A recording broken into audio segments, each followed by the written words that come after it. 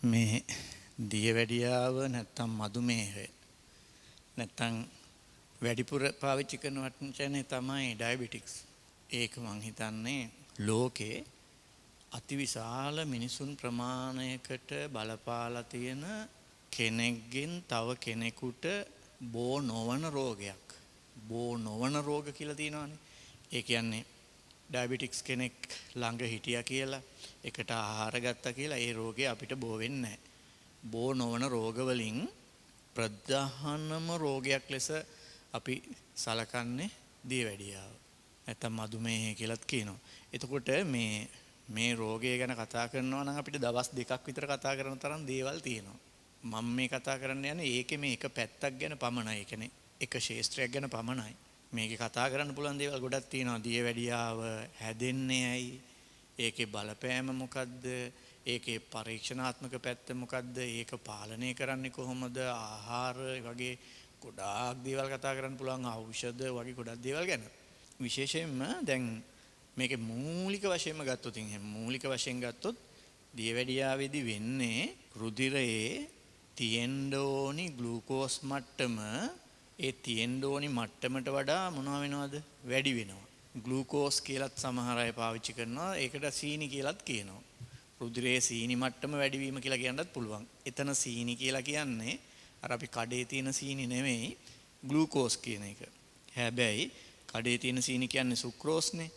ඒව ආහාරයට ගත්තහමත් ආහාර මාර්ගයේදී ඒක බිඳ වැටිලා ග්ලූකෝස් බවට පත් වෙනවා. එතකොට ඉන්දියාප්ප පිට්ටු ඔය මොනවා කාබෝහයිඩ්‍රේට් කෑවත් අවසානයේ ග්ලූකෝස් තමයි ලැබෙන්නේ. ඒ ග්ලූකෝස් අපේ රුධිරයට එනවා. රුධිරයට ග්ලූකෝස් ආවහම ඒ රුධිරයේ තියෙන්න ඕනි යම්කිසි මට්ටමක් තියෙනවා ග්ලූකෝස්. ඒ මට්ටමට වඩා වැඩි වුණොත් ශරීරයට හොඳ නැහැ. ඒ නිසා ඒක අඩු කරන්නත් යාන්ත්‍රණයක් තියෙනවා. ඒ ග්ලූකෝස් මට්ටම ඕනිමට වඩා වැඩි වුණොත් ඒ ග්ලූකෝස් මට්ටම අඩු කරනු ලබන්නේ රුධිරයේ තියෙන ඉන්සියුලින් කියන හෝමෝනේ මගින්. ඒතර මේ ඉන්සියුලින් හෝමෝනේ බලපෑමක් විදිහට තමයි, කියන්නේ මේ ඉන්සියුලින් හෝමෝනේ තියෙන වෙනසක් නිසා තමයි මේ දියවැඩියාව කියන රෝගී තත්ත්වය ඇති වෙන්නේ. දැන් මේ කොරෝනා මරණ සම්බන්ධයෙන් කතා කරනකොට දියවැඩියාව තියෙනකොට බරපතල විදිහට දියවැඩියාව තිබුණොත් කොරෝනා රෝගයෙන් ඇතිවන බලපෑමත් වැඩි වෙනවා. ඉතින් ඒක නිසා මේක පාලනය කරගත යුතු දෙයක්. බටහිර වෛද්‍ය විද්‍යාවට අනුව දියවැඩියාව සනීප කිරීමක් ගැන කතා කරන්නේ නැහැ. ඒක මැනේජ් කිරීමක් ගැන තමයි කතා කරන්නේ. ඒ කියන්නේ දියවැඩියාව පාලනය කර ගැනීම ගැන තමයි කතා කරන්නේ. ඒ පාලනය කර ගැනීම සඳහා ආහාර පාලනය, ඖෂධ සහ එක්සර්සයිසස් එහෙම නැත්නම් ව්‍යායාම සහ මානසික සුවතාවය, mental relaxation එක, මානසික සංයමය. මෙන්න මේ හතර තමයි වැඩිපුර භාවිතා කරනු ලබන්නේ. මම කතා කරන්න යන්නේ ඒක නෙමෙයි, අත්‍තරම වෙන පැත්තක් ගැන. මේ දියවැඩියාවේ ආකාර දෙකක් තියෙනවා. ඒක කියනවා එකක් type 1. අනිත් එකට කියනවා type 2 කියලා. මේකට කියනවා තව නමක් insulin dependent diabetic mellitus කියලා කියනවා. මේකට කියනවා insulin independent diabetic mellitus කියලා. සාමාන්‍යයෙන් මේක ඇතිවන්නේ ළමා කාලයේ හෝ තරුණ කාලයේ. ඔබ දැකලා ඇතිනේ මේ කුඩා ළමින්ටත් දියවැඩියාව තියෙනවා කියලා. ඒ හැදෙන රෝගයේ දියවැඩියාව වුණාට ඒකේ රුධිරයේ ග්ලූකෝස් මට්ටම වැඩි වුණාට ඒකේ ඊටියොලොජි එක නැත්නම් ඒකේ රෝග නිදානය හෙව්වොත් ඒක හැදෙන විදිහ වෙනස්. මේක ගොඩක් වෙලාවට ඇතිවන්නේ අපි කියන්නේ දැන් යම් කිසි අවුරුදු 50කින් විතර වගේ පස්සේ, ඒ කියන්නේ මේ මධ්‍යස්ථ වයසක් පහු කරලා පස්සේ හෝ වැඩි හිටිය අයගේ මේගොල්ලන්ගේ තමයි ඒක දකින්න ලැබෙන්නේ. මේකෙදි වෙන්නේ මේ type 1 එකේදී වෙන්නේ ඒකට හේතුව තමයි දැන් ඔබ දන්නවනේ ඉන්සියුලින් කියන හෝමෝනේ හදන්නේ අග්න්‍යාසයෙන්නේ. හරිද? අග්න්‍යාසයේ තියෙන බීටා සෛල වලින් තමයි ඉන්සියුලින් හදන්නේ. එතකොට මේ බීටා සෛල වලට හානි සිද්ධ වෙනවා ඒ පුජ්‍යලයාගේම ඇඟේ හැදෙන ඇන්ටිබොඩි එකක් මගින්. එවැනි ලෙඩ වලට කියන්නේ ඔටෝ ඉමියුන් ඩිසීස් කියලා. ඔටෝ ඉමියුන් ඩිසීස් එකක් කියන්නේ තමන්ගේම ඇඟේ තියෙන අග්න්‍යාසයේ බීටා සෛල වලට විරුද්ධව තමන්ගේ ඇඟේම හැදෙනවා ඇන්ටිබොඩි එකක්. ඒක හැදෙන්න පාරිසරික හේතු බලපාන්නත් පුළුවන්, ප්‍රවේණික හේතු බලපාන්නත් පුළුවන්. ඒකේ ප්‍රතිඵලයක් ලෙස බීටා සෛල විනාශ වෙලා ඉන්සියුලින් නිපද වෙන්නේ නැතුව යනවා. ඉන්සියුලින් හැදෙන්නෙම නැහැ. නැත්තම් හැදෙන මට්ටම කොහොමත්ම ප්‍රමාණවත් නැහැ. එතකොට මොකද වෙන්නේ? රුධිරයේ ග්ලූකෝස් මට්ටම ඉහළ ගියාම ඒක මොනවා කරගන්නද? පහළ දාගන්න විදිහක් නැහැ. ආන්න එතකොට මොනවා වෙනවද? දියවැඩියාව හැදෙනවා. මේ වගේ රෝගියෙකුට ඉන්සියුලින්ම තමයි දෙන්න ඕනේ. බෙහෙත විදිහට දෙන්න ඕනේ ඉන්සියුලින්ම. ඔබ දන්නවනේ ඉන්සියුලින් බොණ්ඩ දෙන්න බෑ කියලා. ඒක ප්‍රෝටීනයක් හින්දා ආමාශයේදී විනාශ වෙනවනේ. එහෙනම් ඉන්සියුලින් මොකද කරන්න ඕනේ? විදින්න ඕනේ. උදේ එකයි හවස එකයි උදේ එකයි හවස එකයි විදින්න ඕනේ. ඒක දන්නවනේ. ඒ ළමා හෝ තරුණ කාලයේ ආවහම, මැදිවියේ හෝ වැඩිහිටි අවස්ථාවේදී ආවහම ඒකට හේතුව මෙයාගේ ඉන්සියුලින් හැදෙනවා. ඉන්සියුලින් හැදෙනවා. ඒ කියන්නේ අග්න්‍යාසයට හානියක් වෙලා නැහැ. ඉන්සියුලින් හැදෙනවා. ඉන්සියුලින් හෝමෝනේ හැදෙනවා. මාර වැඩේ කියන්නේ ඉන්සියුලින් හෝමෝනයට සෛල දක්වන ප්‍රතිචාරය අඩු වෙලා. ඒ කියන්නේ මම තේරෙන භාෂාවෙන් කිව්වොත් ඉන්සියුලින් හැදුනට ඉන්සියුලින් වලින් කෙරෙන්න ඕනි දේ කෙරෙන්නේ නැහැ. දැන් අපි හිතමුකෝ අපේ පේශි සෛලයක් ඇතුළට ඉන්සියුලින් යන්න ඕනි කියලා. ඒක අස්සට යන්න තියෙන ගේට්ටු තියෙන්නේ. ඒක හරියට ඇරෙන්නේ නැහැ, වැඩ කරන්නේ නැහැ. ඒ කියන්නේ ඉන්සියුලින් නැති කමක් නෙමෙයි තියෙන්නේ. එතකොට ඒකෙදි බොහෝ වෙලාවට කරන්නේ ඉන්සියුලින් ක්‍රියාකාරී වෙන්නේ නැති හින්දා ඉන්සියුලින් ක්‍රියා කරවන්න ඕනි කරන බෙහෙතක් දෙනවා. අර ඕගොල්ලෝ දන්න ප්‍රසිද්ධ බෙහෙත තමයි මෙට්‍රොෆෝමින් කියන එක. ඒක දෙනවා. ඒක දුන්නාම ඉන්සියුලින් ටික වැඩ කරන්න ගන්නවා. ඒතකොට එයාට ඉන්සියුලින් විදින්න අවශ්‍යතාවයක් නැහැ. එතකොට මේ රෝග දෙකම අපි පොදුවේ හඳුන්වනු ලබන්නේ දියවැඩියාව කියලා තමයි. මේ රෝග දෙකේදීම අර අධික පිපාසය, කොච්චර හරි තොල් කටවල් වේලෙන එක, කෙලවරක් නැතුව නිතර මුත්‍රා යන එක. සමහරට රෑ එළි වෙනකොට 10 වතාවක් විතර වගේ යනවා. ඇඟට හරීම තෙහෙට්ටු ස්වභාවය. ආන්නේ වගේ ලක්ෂණ ඇති වෙන්න පුළුවන්. එතකොට තමන් මේ දියවැඩියාව කියන එක හරියටම තහවුරු කරගන්නේ කොහොමද කියලා ක්‍රම කීපයක් තියෙනවා. වෛද්‍ය පරීක්ෂණ කීපයක්. ඇත්තටම මම මේ ඔබත් එක්ක කතා කරන්න යන්නේ අන්නේ වෛද්‍ය පරීක්ෂණ ටික මොනවද කියන එක. නැත්තම් දියවැඩියාව ගැන කතා කරනවා නම් මේක හැදෙන හැටි ගොඩාක් විස්තර කතා කරන්න පුළුවන්. මෙට්‍රොෆෝමින් වැඩ කරන හැටි එහෙම නේද? තව ඉදිරියේදී අපි කතා කරමු එහෙම. මම මේ කතා කරන්න යන්නේ Tamanට දියවැඩියාව හැදීගෙන එනවාද කියලා හඳුනා ගැනීම කරන්න යොදා ගන්න වෛද්‍ය පරීක්ෂණ සහ ඒ වෛද්‍ය පරීක්ෂණ වල තියෙන විද්‍යාත්මක පැත්ත මොකක්ද කියන එක පිළිබඳ. දැන් මේ මම ඔබට දක්වලා තියෙන්නේ දියවැඩියා රෝගය තියනවාද කියලා විනිශ්චය කිරීමේදී භාවිතා කරනු ලබන වෛද්‍ය පරීක්ෂණ. කෙටියෙන් කියනවා නම් මේකෙදි කියන්නේ අපි ඕනෑම වෙලාවක එයාගේ රුධිරය ටිකක් අරගෙන ග්ලූකෝස් කොච්චර තියෙනවද කියලා බලනවා. නැත්නම් සීනි බලනවා. රැන්ඩම් බ්ලඩ් සුගර් කියලා කියන්නේ අපි. හරි. ඊට පස්සේ තියෙනවා ෆාස්ටිං බ්ලඩ් සුගර් කියන එක.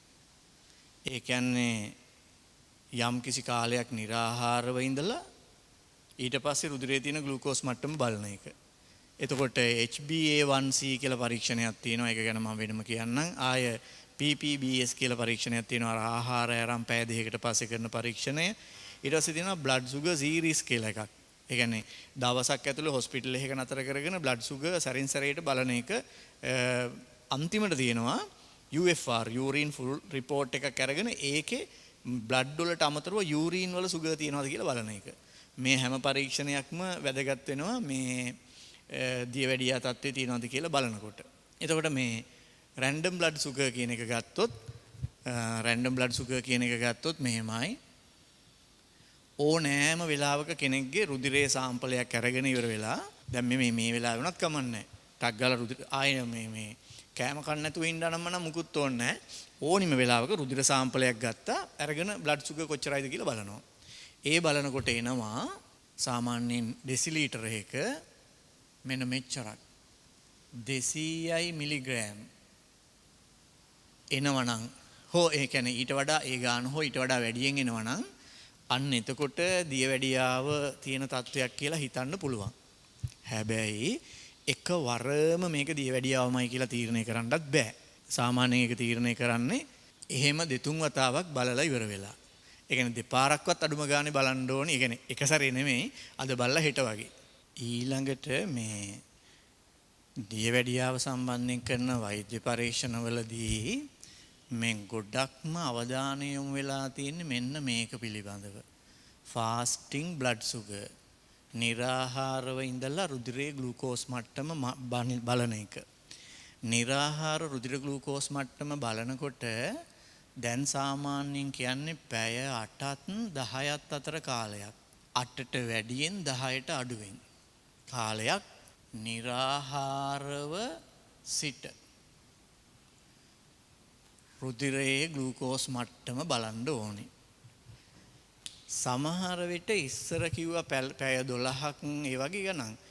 ඒක දැන් අලුතින් ඇවිල්ලා තියෙන WHO මේවා වලට අනුව පැය 8ට වැඩි 10ට අඩු කියලා තමයි ගන්නෙ.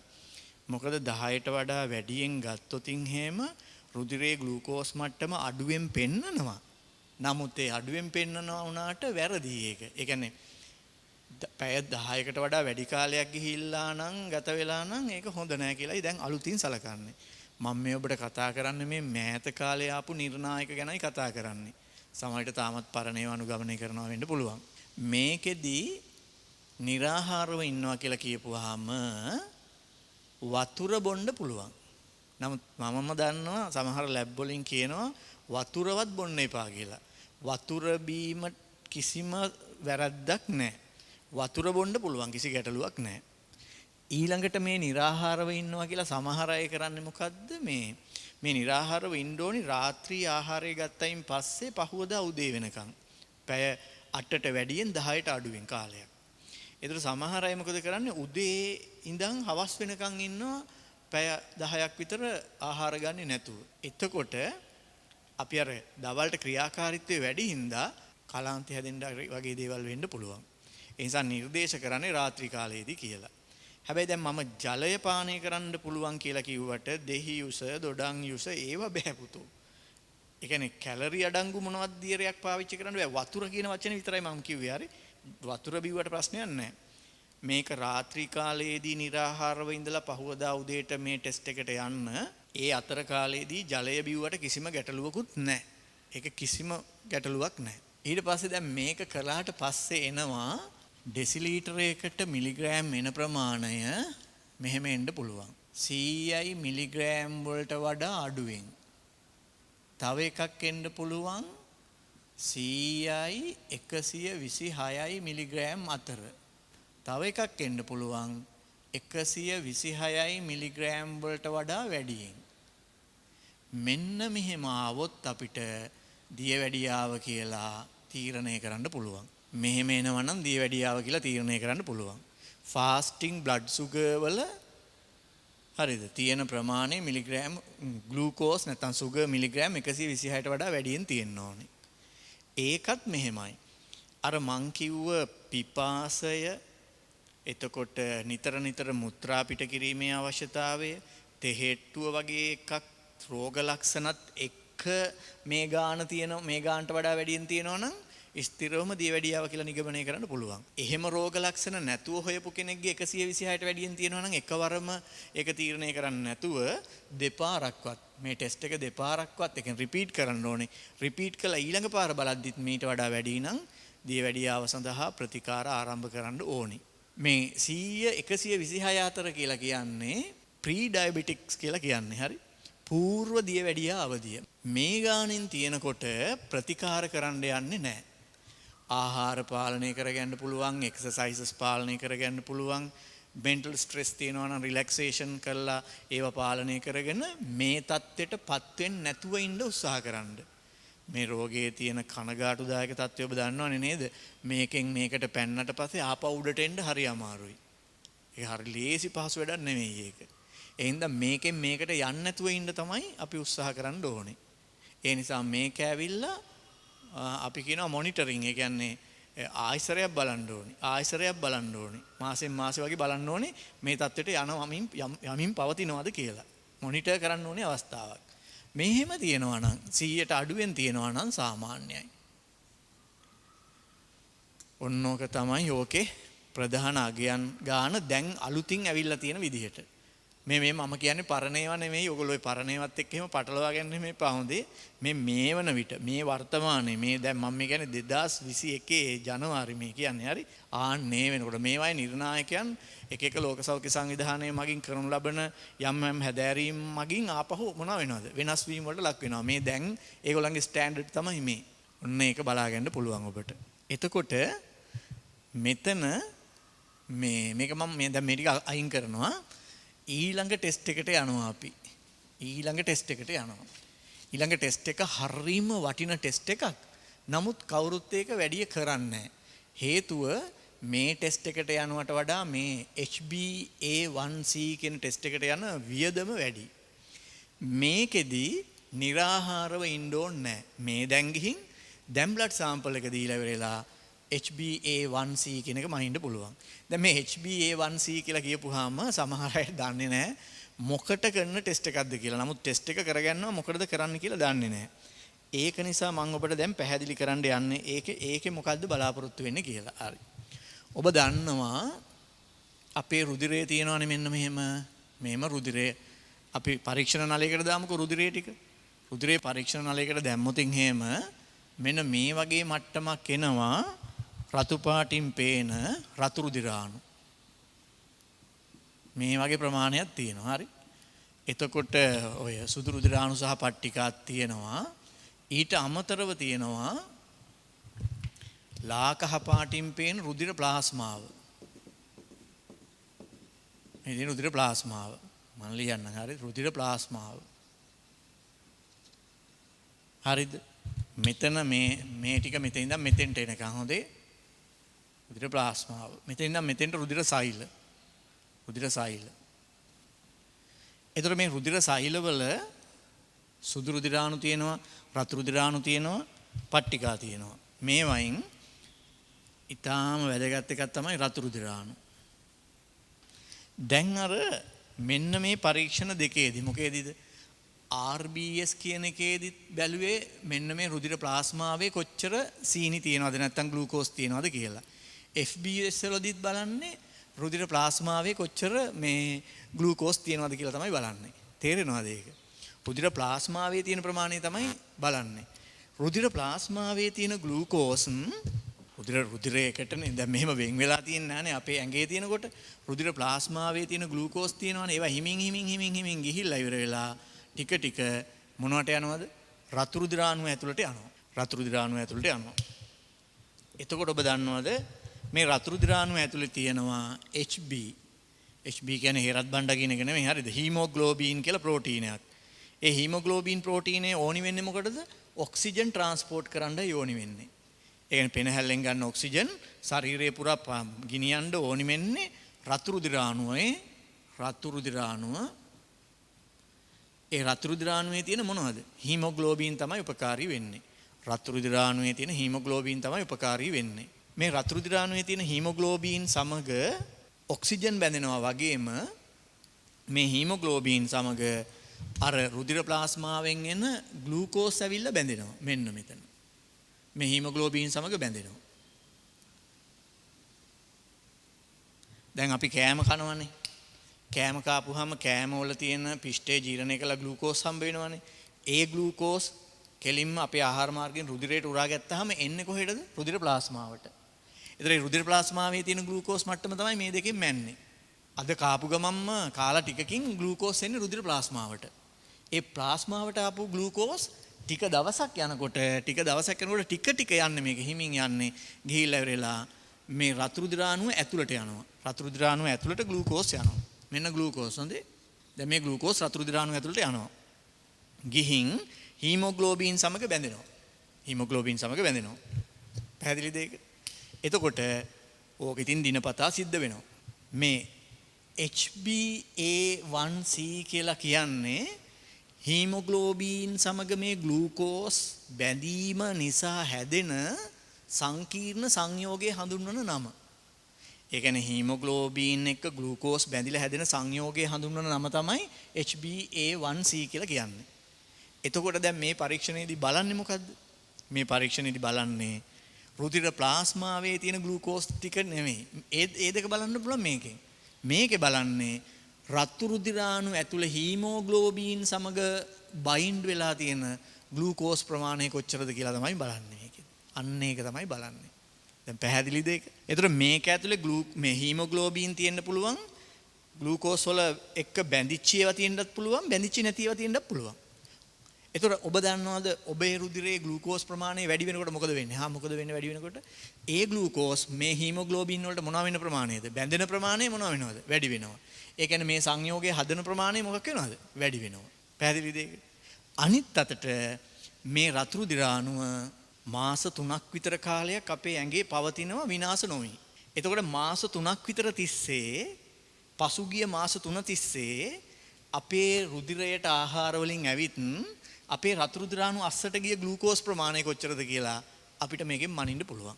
පහුගිය මාස 3ක් තිස්සේ. ඇයි මේ රතු රුධිරාණු මාස 3ක් තිස්සේ තියෙන එකක්නේ. ඒ මාස 3 තිස්සේම මේකට මොනවද එන්නේ? ග්ලූකෝස් එනවනේ. අන්නේ ආපු නිසා පසුගිය මාස 3ක් තිස්සේ මේ රතු රුධිරාණුවට ඇවිල්ලා මේ හීමෝග්ලෝබින් එක්ක බැඳුණු ග්ලූකෝස් ප්‍රමාණය මොනවා කරන්න පුළුවන්ද? මනින්න පුළුවන්. ඒකෙන් අපිට බලා ගන්න පුළුවන් පසුගිය මාස 3ක අපේ ග්ලූකෝස් රුධිරයට ලැබිච්ච ප්‍රමාණය කොච්චරද කියලා. දැන් මේ HbA1c කියන පරීක්ෂණයේ ප්‍රතිඵලය විදිහට එන්නේ මිලිග්‍රෑම් ගාණක් නෙමෙයි. මේකේ ආවෙත් මේකේ දියරය තුල තියෙන මිලිග්‍රෑම් ප්‍රමාණය කියලානේ. මේකේ එන්නේ මිලිග්‍රෑම් ප්‍රමාණයක් නෙමෙයි එන්නේ. මේක හොයන්නේ කොහොමද දන්නවද? රුධිරයේ තියෙන රතු රුධිරාණු වල තියෙන මුළු හීමෝග්ලෝබින් ප්‍රමාණයෙන් ග්ලූකෝස් සමග බැඳුණු හීමෝග්ලෝබින් ප්‍රමාණය හොයලා ඒකේ මොකක්ද දෙන්නේ? ප්‍රතිශතය එන්නේ. පැහැදිලිද කියන දේ? හරි. ඔබගේ පහුගිය මාස 3ක ඔබගේ සීනි පරිභෝජනය වැඩි නම් මොකද වෙන්නේ? මොකද වෙන්නේ? එතකොට රුධිර ප්ලාස්මාවට එන මොන ප්‍රමාණය වැඩි වෙනවද? සීනි ප්‍රමාණය වැඩි වෙනවා. වැඩි වුණාම මොකද වෙන්නේ? ඒකෙන් රතු රුධිරාණු වලට යන ග්ලූකෝස් ප්‍රමාණය මොකක් වෙනවද? වැඩි වෙනවනේ. ඒතර රතු රුධිරාණු වල හීමෝග්ලෝබින් සමග බැඳෙන ග්ලූකෝස් ප්‍රමාණය වැඩි වෙනවා. එතකොට මොකද වෙන්නේ? මුළු හීමෝග්ලෝබින් ප්‍රමාණයට ග්ලූකෝස් සමග බැඳුණු හීමෝග්ලෝබින් ප්‍රමාණය ප්‍රතිශතය මොකක් වෙනවද? වැඩි වෙනවා. එතකොට HbA1c කියන ටෙස්ට් එකේ ප්‍රතිඵලය විදිහට එන්නේ මිලිග්‍රෑම් ගාණක් නෙමෙයි 100ට ගාණක් ප්‍රතිශතයක් එන්නේ. පැහැදිලිද ඒක? ඔව්. ඒ ප්‍රතිශතය මෙන්න මෙහෙම අලුතින් දීලා තියෙනවා. මම බලාගෙන දීලා තියෙන ගණන් මිනුම්. හරි? ඒ ප්‍රතිශතය දීලා තියෙනවා මෙහෙම. HbA1c වල ප්‍රතිශත දීලා තියෙනවා මෙන්න මෙහෙම. 5.7ට අඩු නම් සාමාන්‍ය. ඕන් දැන් අද ගෙදර යන ගමන් ගිහින් මේ HbA1c කරගෙන යන්න පුළුවන්. හරිද? හෙට රිසල්ට් ගන්න පුළුවන්. 5.7ට අඩු අගයක් නම් ඇවිල්ලා තින්නේ. ඔබට දියවැඩියාවක් පලාතකවත් නැහැ සාමාන්‍ය අගය. මේ අගය හරිද? මේ අගය 5.7 සිට දීලා තියෙනවා 6.5. 6.5. පූර්ව දියවැඩියා අවධිය. පූර්ව දියවැඩියා අවධිය. කැවිලා පූර්ව දියවැඩියා අවධිය. ඊට පස්සේ මේක 6.5ට වඩා මේ 100ට ගණන් ඔක්කොම හොඳේ වැඩි නම් දියවැඩියාව. ඕන්. පැහැදිලි නේද?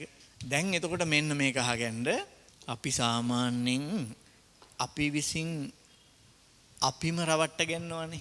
ඒ අපේ හැටියක්. අපි විසින් අපිම රවට්ට ගන්නවනේ. දැන් අපි ඔය කොපි කරලා විභාග ලියලා ප්‍රතිඵල ගන්න ඇයි? වාර විභාගේ කොපි කරලා ලියලා අපි ප්‍රතිඵල ගන්න ඇයි? අපේ ලකුණු වැඩි කරන් අපි අපිව රවට්ට ගන්න. ඒකට මේක කරන්නේ. ඒ වගේ අපි මෙහෙම කරනවා නේද? ෆාස්ටිං බ්ලඩ් සුගර් බලන්න කියපුවාම, ඒ කියන්නේ මේ රුධිර ප්ලාස්මාවේ තියෙන සුගර් මට්ටම බලන්න කියපුවාම තව දවස් 4කින් තමයි මට ඒ ටෙස්ට් එක කරන්න තියෙන්නේ. මම ඒ ටෙස්ට් එක තියෙන දවසට දවස් 4ක ඉඳන් බොහෝම මේ ප්‍රතිපත්තිගරුක කෙනෙක් බවට පත් වෙලා සුගර් පරිභෝජනය අඩු කරලා, පිටි පරිභෝජනය අඩු කරලා, එක්සර්සයිස් කරලා, කරන්න තියෙන හැමදේම කරලා හොඳ කල්කිරියාවෙන් ගත කරලා ගිහිල්ලා ටෙස්ට් එක කරපුවාම FBS අගය මොකද වෙන්නේ? හොඳයි. ඕන් හිතටත් හොඳයි. ඒ ටෙස්ට් එකට දවස් 4කට කලින්. හැබැයි ඊට මාස 2-3කට කලින් තියෙන අයිස්ක්‍රීම්ද වටලප්පන්ද තියෙන જાති ඔක්කොම කාලා ඉන්නේ. අර මුල් අර මේ ටෙස්ට් එකට දවස් 4කට කලින් බෙහෙත් හැමත් බීලා යන්නේ. ඒතකොට ටෙස්ට් එකේ යගේ අඩු වෙලා එනවා. එතකොට රැවටෙන්නේ දොස්තර මහත්තයා කියලා අපි හිතාගෙන ඉන්නවා. අන්තිමට අපි තමයි අන්තිමට රැවටලා තියෙන්නේ. හරි. එතකොට වෛද්‍යවරයා කරන දෙයක් තමයි මේ යගයත් එක්ක මේ යගේ බලනවා. බලපුවාම ඒකේ ඉන්නේ පහුගිය මාස 3ක හිස්ටරි එකේ ග්ලූකෝස් පරිභෝජනයේනේ. මේ සතියක එකක් නෙමෙයි. එතකොට ඒ අගේ එන්නේ පසුගිය මාස 3කට එන්නේ. පසුගිය මාස 3ක. එතකොට මේ ටෙස්ට් එක කරන්න යනකොට කොච්චර සති දෙකක් විතර තිස්සේ ඒකට සූදානම් වෙලා ගියොත් ඒ ටෙස්ට් එක හොඳ වෙනවා. හැබැයි මේ ටෙස්ට් එකෙන් පෙන්නනවා මේකෙන් පෙන්නනවා එහෙම තත්ත්වයක් නැහැ කියලා මේකෙන් පෙන්නනවා දියවැඩියා තත්ත්වයක් තියෙන බව. මොකද මාස 3ක හිස්ටරි එක තමයි මේකෙන් එන්නේ. පැහැදිලිද ඒක? මාස 3ක් තිස්සේ ග්ලූකෝස් පරිභෝජනයේ තත්ත්වය තමයි එන්නේ. ඒක මේ ගානට වඩා වැඩි වෙනවා නම් මොකද වෙන්නේ? අනිවාර්යයෙන්ම දියවැඩියා තත්ත්වයක් එන්නේ. ඉතින් ඒක නිසා අර මේ ටෙස්ට් එකට වඩා මේක හොඳයි කියලා අපිට ගන්න පුළුවන්. හැබැයි ඒකේ ටෙස්ට් එකේ වියදම වැඩි. ඒ වගේම මේ HbA1c කියන ටෙස්ට් එකේ එන රිසල්ට් එකෙන් මේක බලාගන්නත් පුළුවන්. මේක නොකර. ඒක උදාහරණයක් විදිහට ගත්තොත් මෙහෙමයි. HbA1c කියන එක 106යි කියලා එනවා නම් එයාගේ සුගර් ප්‍රමාණය 115යි. ඒ කියන්නේ අර ඒ මාස 3 මධ්‍යන්න මේ සුගර් ප්‍රමාණය මිලිග්‍රෑම් 115යි. HbA1c කියන එක 107යි කියලා එනවා නම් මිලිග්‍රෑම් 150ක් තිබිලා තියෙනවා. ඒක 10යි කියලා තියෙනවා නම් මිලිග්‍රෑම් 250ක් තිබිලා තියෙනවා. ඒතර ඔබ දන්නවනේ 126ට වැඩි නම් මොකද වෙන්නේ? ඩයබටික් නේ. 126ට වැඩි නම් ඩයබටික්. දැන් මේ ටෙස්ට් එක කරන්න යන දවසේ හොඳට බෙහෙත් බීලා සූදානම් වෙලා ගිය හින්දා 126ට අඩු වුණා. ඒක හොඳයි. මේක කරපුවාම තියෙනවා 7ක් කියලා. ඒ කියන්නේ මොකද්ද? ඒ කියන්නේ ඒ මොහොතේ යාගේ රුධිර ප්ලාස්මාවේ ග්ලූකෝස් අඩු වුණාට පහුගිය මාස 3 හොඳට ග්ලූකෝස් පරිභෝජනය කරලා තියෙනවා, පරිස්සම් වෙලා නැහැ, පාලනය වෙලා නැහැ. ආන්න එක තමයි එකෙන් කියවෙන්නේ. ඒ නිසා HbA1c කියන ටෙස්ට් එක හරිම වැදගත් මේ දියවැඩියාව පිළිබඳ නිර්ණය කිරීම සඳහා. මේක PPBS කියන එක ආහාරයක් අරගෙන උදේ හරි දවල් හරි වෙන්න පුළුවන් ආහාරයක් අරගෙන, හැබැයි ඒ ආහාරය විනාඩි 10ත් 15ත් ඇතුළත ආහාර ගැනීම ඉවර කරන්න ඕනේ. කොච්චර හරි චුට්ට කාලා හරියන්නේ නැහැ. හරි විනාඩි 10ක් 15ක් ඇතුළත කෑම කාලා ඉවර කරලා ඒ ඉවර කරපු තැන ඉඳන් පැය දෙකක් ගිහින් ටක් ගාලා රුධිරයේ ග්ලූකෝස් මට්ටම මනිනවා. අන්නේ මැන්නහම තියෙන්න ඕනේ අගය 140යි මිලිග්‍රෑම් වලට වඩා අඩු වෙන්න ඕනේ. මම ලියන්න දෙත් මෙතනින්. මේ අගය 140යි මිලිග්‍රෑම් වලට වඩා අඩු වෙන්න ඕනේ. ආහාරය අරගෙන පැය දෙකකට පසු ග්ලූකෝස් ප්‍රමාණය මිලිග්‍රෑම් 140ට වඩා අඩු වෙන්න ඕනේ. ඊට වඩා වැඩි වෙනවා නම් දියවැඩියාව. ඊට වැඩිය අඩු වෙන්න ඕනේ. ඊට පස්සේ බ්ලඩ් සුගර් සීරියස් කියලා කියන්නේ සීරීස් එකක් ටෙස්ට් කරනවා. ඒක මෙන්න මේ වගේ. ඒක නම් හැබැයි හොස්පිටල් එකේ නතර කරගෙන තමයි බලන්න ඕනේ. ඒ කියන්නේ මෙහෙම. උදේ ආහාර වේලට පෙර ග්ලූකෝස් මට්ටම බලනවා. උදේ ආහාර වේල අරගෙන පැය දෙකකට පස්සේ ග්ලූකෝස් මට්ටම බලනවා. දවල් ආහාරයට පෙර ග්ලූකෝස් මට්ටම බලනවා. දවල් ආහාරය අරගෙන පැය දෙකකට පස්සේ ග්ලූකෝස් මට්ටම බලනවා. රාත්‍රී ආහාරයට පෙර ග්ලූකෝස් මට්ටම බලනවා. රාත්‍රී ආහාරය අරගෙන පැය දෙකකට පස්සේ ග්ලූකෝස් මට්ටම බලනවා. එතකොට ඒකෙන් මේ දවස් 30 යාගේ රුධිරයේ ග්ලූකෝස් මට්ටමේ විචලනය කොහොමද කියලා බලා ගන්න පුළුවන්. සාමාන්‍ය කෙනෙකුට නම් මේ වගේ ටෙස්ට් කරන්නේ විශේෂයෙන් ගර්භණී කාන්තාවන්ගේ දියවැඩියාව ඇති වෙනකොට ඒ අයව නවත්තගෙන ඒ දියවැඩියා මට්ටම කොහොමද පාලනය වෙන්නේ, ඖෂධ කොහොමද නිර්ණය කරන්න ඕනි, ඖෂධවල දෙන මාත්‍රාව කොහොමද නිර්ණය කරන්න ඕනි කියලා බලන්න ඒ විදිහට කරනවා. ඒක මේ සුලභව කරන ටෙස්ට් එකක් නෙමෙයි. ඊළඟට UFR කියන්නේ යූරින් ෆුල් රිපෝට් කියන එක. ඔබ දන්නවා දියවැඩියාවේදී වෙන්නේ රුධිරයේ ග්ලූකෝස් මට්ටම වැඩි වෙන එක. රුධිරයේ ග්ලූකෝස් මට්ටම යම් මට්ටමක් පැනලා වැඩි වෙනකොට රුධිරයේ තියෙන ග්ලූකෝස් පෙරිලා වකුගඩුවලදී පෙරිලා මුත්‍රා සමග එළියට යන්න පුළුවන්. අන්න එතකොට මුත්‍රාවල ග්ලූකෝස් තියෙනවා. ඒකත් දියවැඩියාව මැනීම සඳහා යොදා ගන්න පුළුවන්. නමුත් ඒක ඒ තරම්මම සාර්ථක වෙන්නේ නැහැ. මං හේතු කියන්නද? රුධිරයේ ග්ලූකෝස් මට්ටම වැඩි නොවි වකුගඩුවට යම්කිසි හානියක් සිද්ධ වෙලා තියෙන වෙලාවක ඒ හේතුව නිසා ෆිල්ටර් වෙනකොට ග්ලූකෝස් මුත්‍රා සමග පිට වෙන්න පුළුවන්. එතකොට මුත්‍රාවල ග්ලූකෝස් තියෙනවා. හැබැයි බ්ලඩ් සුගර් නැහැ. දියවැඩියාව නැහැ. ඒකේ අනිත් පැත්ත වෙන්නත් පුළුවන්. සමහර කෙනෙක්ගේ රුධිරයේ ග්ලූකෝස් මට්ටම ඉහළින් තියෙනවා. ඒ වුණාට මුත්‍රා සමග ග්ලූකෝස් පිට වෙන තත්ත්වයට තාමපත් වෙලා නැහැ. එතකොට ඒක ඒ තරම්මම මේ කියන්නේ මේක හොඳ ටෙස්ට් එකක්. හැබැයි දියවැඩියාව තීරණය කිරීම සඳහා හොඳම ටෙස්ට් එකක් කියලා සලකන්න බෑ. එතන මේ හොඳම ටෙස්ට් එක විදිහට ගන්න පුළුවන් මේකයි බලන එක තමයි ජෙනරල් විදිහට ගන්නෙ.